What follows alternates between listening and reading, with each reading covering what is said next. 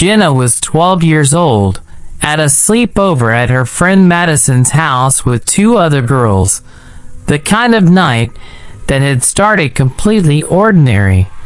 Pizza, a movie none of them were really watching, the usual sleepover chatter that goes on long after the adults upstairs assume everyone's asleep. Madison's basement had been finished a few years earlier into a kind of rec room, carpeted, with a pull-out couch and enough floor space that the four of them had originally planned to lay out separate sleeping bags spread across the room rather than crowding together. Around midnight, one of the other girls, Court, suggested they play a game she'd heard about from an older cousin. Nothing especially elaborate, just a version of the light as a feather game, where one girl lies down while the others place two fingers under her and try to lift her using nothing but concentration and a chanted phrase repeated in unison. Court had clearly told it with some flair, building it up as something her cousin swore actually worked, and by the time she finished describing it, all four girls were half terrified and half desperate to try it, the exact combination that makes sleepover dares like this one impossible to resist at that age. They'd all done sillier things at sleepovers before, and it started the way these things usually do, giggling, half serious, nobody really believing anything would happen. Madison went first, lying down on the basement carpet while the other three knelt around her, fingers positioned, repeating the phrase Court had taught them. Nothing happened the first time. They tried again, and on the second attempt, Jenna said Madison's body actually did lift, slightly, just an inch or two off the carpet, held there for a few seconds before the girls, startled by what was actually happening, lost their nerve and let her back down. They sat there afterward in a stunned kind of silence, the kind that happens when a joke suddenly stops being funny.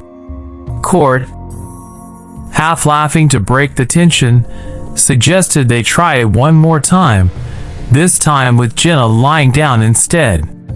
Jenna agreed, mostly because she didn't want to be the one who admitted she was scared. She lay down on the carpet. The other three positioned their fingers beneath her back. They began the chant. And about 10 seconds in, before anything else happened, all three of the other girls suddenly stopped speaking mid-phrase, at exactly the same moment, and stared at something behind Jenna's head that she couldn't see from where she was lying flat on the floor. None of the three girls would say, in the moment, what they'd actually seen, and it took Jenna almost 15 years to finally get one of them to describe it to her as an adult. What she found out changes the entire story, and it's exactly why this is the sleepover none of the four of them have ever fully talked about since. Let's get into what actually happened in that basement. What they saw.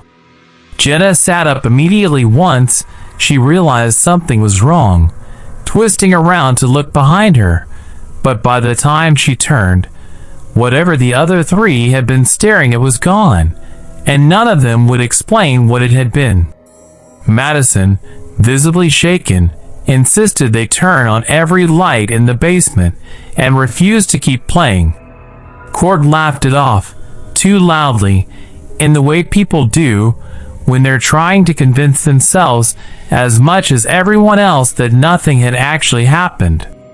The fourth girl, whose name Jenna has since lost touch with, didn't say a single word for the rest of the night. They ended up sleeping with the basement lights on, all four of them crammed onto the pull-out couch instead of spreading out across the room the way they'd originally planned. Nobody willing to say out loud why none of them wanted to sleep near the spot on the carpet where the game had happened. It wasn't until almost 15 years later, at Madison's wedding of all places, that Jenna finally got court, a few drinks in and reminiscing about their childhood sleepovers, to describe what she'd actually seen that night. The two of them had stepped outside for air during the reception, and Jenna, half joking, brought up the old game, expecting Cord to laugh it off the way she always had growing up. She didn't laugh this time. She got quiet, the kind of quiet Jenna said she'd never seen from Cord before in over 2 decades of friendship, and told her that in the moment right before they all stopped chanting, she'd looked up past Jenna's head and seen a second shadow standing directly behind where Jenna's head was resting on the carpet, cast clearly across the wall despite there being no light source in the room, positioned in a way that could have created a shadow shaped like a standing adult figure.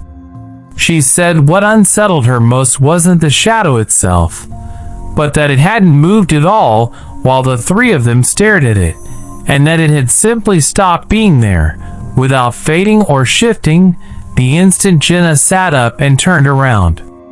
Cord told her she'd spent years afterward trying to talk herself into believing it had been a trick of the basement's overhead light fixture, some odd angle she'd simply never been able to recreate no matter how many times she tried standing in that same spot on later visits to Madison's house, before Madison's family eventually moved and the house was sold to someone else entirely. Jenna asked Madison and the fourth girl separately, over the following weeks after the wedding, what they remembered seeing. Both of them described the same shadow, independently, without having spoken to Cord or to each other about it beforehand, and both used almost identical language to describe the moment it disappeared, not fading, just gone, like a light switch. None of the four of them has ever suggested playing that kind of game again, even as a joke, and Jenna told me she still gets a physical reaction of dread whenever she sees the exact carpet pattern the basement floor had, even decades later, in someone else's house. A shadow that 3 separate people described identically without comparing notes. That's unsettling enough on its own. But our next story doesn't involve anything supernatural at all, at least not at first, which somehow makes it even harder to shake. This one starts with something a girl saw on the outside of a second-floor window, at a house where getting to that window from outside should not have been physically possible. Sleepover, 2-story house, Colorado. Bethany was 14. At a sleepover with her best friend Nicole at Nicole's family's 2-story house, the kind of comfortable, familiar setup they'd done dozens of times before. Over the years they'd been friends. They'd known each other since elementary school, practically grown up spending weekends back and forth between each other's houses, and neither of them had ever had a single reason to feel uneasy in Nicole's home before that particular night. Nicole's bedroom was on the second floor, with a single window overlooking the backyard.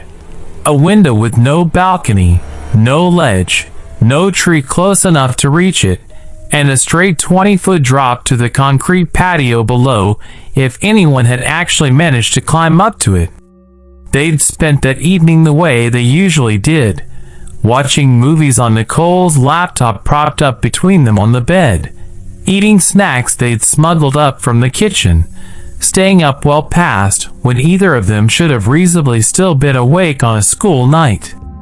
Around 1 a.m., unable to sleep, Bethany got up to get water from the bathroom down the hall, careful to step quietly past Nicole's parents' bedroom door on her way there and back. On her way back, passing Nicole's bedroom window in the dim glow of a nightlight, she noticed something on the glass that she almost dismissed as a smudge before her brain fully processed what she was actually looking at.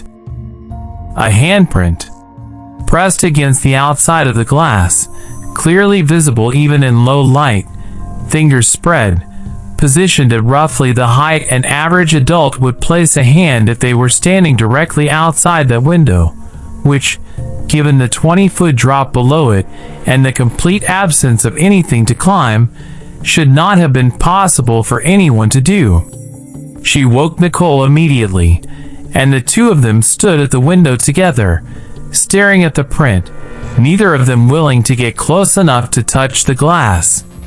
They didn't sleep the rest of that night, sitting up in Nicole's bed with the lights on, taking turns glancing back at the window every few minutes like it might change or move if they looked away for too long. If you're still with me, the handprint isn't even the strangest part of this story, because when Nicole's father checked the security footage from the camera covering that exact side of the house the next morning, what it showed made the two girls, even now as adults, genuinely reluctant to talk about that sleepover in detail. If a sleepover has ever left you with a memory you still can't explain, tell me in the comments. I read every one, and stories exactly like these are how the series keeps going. Here's what the footage actually showed. The footage. Nicole's father had a single security camera mounted under the eave on that side of the house, covering the backyard and the base of the wall directly beneath her bedroom window. Installed a couple years earlier after a string of minor break-ins in the neighborhood that had made most of the families on that street a little more cautious than they used to be. He pulled up the footage the next morning at the girls' insistence, expecting, at worst, to find some teenager from the neighborhood pulling a prank with a ladder, already half composing in his head the phone call he'd need to make to that kid's parents. The footage showed nothing approaching the house for the entire span of the night.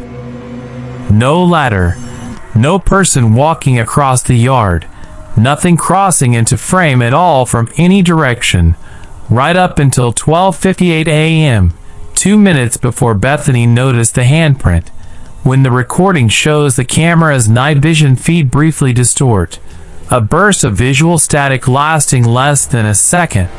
Similar in description to the anomaly a technician had once flagged in an entirely unrelated doorbell camera case involving a different family altogether. When the picture clears again, the frame is exactly the same as before. Empty yard, no ladder, nothing at the base of the wall, but the print was there on the glass regardless, discovered by Bethany less than 2 minutes after that brief distortion in the recording. Nicole's father watched that segment of footage more than a dozen times that morning, frame by frame, at the girl's request and his own growing unease, and found nothing else unusual anywhere else in the recording from that entire night. No other glitches, no other gaps, nothing to suggest the camera itself had a broader technical problem beyond that one isolated second. Nicole's father called the police the next day, mostly to have the incident on record in case anything else happened. An officer came out, dusted the window for prints as a formality, and told them the print itself was too smudged from the girl's own breath and condensation overnight to get a usable match, though its size and shape were consistent with an adult male hand. He noted in his report, almost as an aside, that there was no physical way to reach that window from the ground or the roofline without specialized equipment neither girl had heard or seen being used at night, and the case was eventually closed without any further explanation on file. Bethany and Nicole are both in their late 20s now and remain close friends, but Nicole told me she had blackout curtains installed in that bedroom within the month, and neither of them has slept in that room with the blinds open since. Even on nights neither of them could fully explain why it still bothered them so much all these years later. A shadow nobody could explain. A handprint with no possible way to have gotten there. But the final story in this video is the one I've been building to this entire time. Because in that story, the disturbing part wasn't something the girls saw or heard. It was something they counted the next morning, and got a number they were not expecting. 5 girls, age 13, Sleepover, North Carolina. Priya was 13, at a sleepover with 3 friends at a 4th friend's house. Ashley, the host, plus Priya, Devon, and Marisol, for girls total, for sleeping bags laid out across Ashley's living room floor for the night after a pretty ordinary evening of movies and pizza. Ashley lived in a single-story ranch house with her parents and younger brother, a comfortable, unremarkable home in a quiet cul-de-sac that none of the girls had ever thought twice about, having been there for sleepovers together at least a dozen times over the 2 years they'd all been friends. Ashley's parents checked on them once around 11 p.m. before going to bed themselves, confirming, the same way Ashley's mother would later confirm to police, that there were exactly 4 girls in that living room, for sleeping bags. Nothing unusual about the setup at all. The girls fell asleep sometime after midnight, still talking quietly in the dark the way you do at that age when you're supposed to be asleep and aren't quite ready to stop talking yet, the conversation eventually trailing off into the comfortable silence of 4 kids drifting off one by one. Priya remembers waking up briefly sometime in the middle of the night, disoriented, and seeing what she assumed at the time was simply Ashley getting up to use the bathroom, a shape moving quietly across the dark room toward the hallway before she fell back asleep almost immediately. In the morning, groggy and stretching, the girls started folding up their sleeping bags to get ready for pancakes Ashley's mother was already making in the kitchen. It was Marisol who noticed it first. A 5th sleeping bag, pushed slightly into the corner of the room near the hallway doorway, zipped closed, clearly slept in based on the flattened, disturbed state of the fabric inside it that none of the 4 girls could account for. None of the 4 girls had brought a 5th sleeping bag. Ashley's mother didn't own one that matched it. And what they found when they actually unzipped it is the reason this story closes out tonight's video. What was inside? The 4 girls stood around the 5th sleeping bag for a long moment before anyone worked up the nerve to touch it, each of them quietly hoping one of the others would claim it belonged to them, that there was some boring, obvious explanation nobody had thought of yet. Nobody claimed it.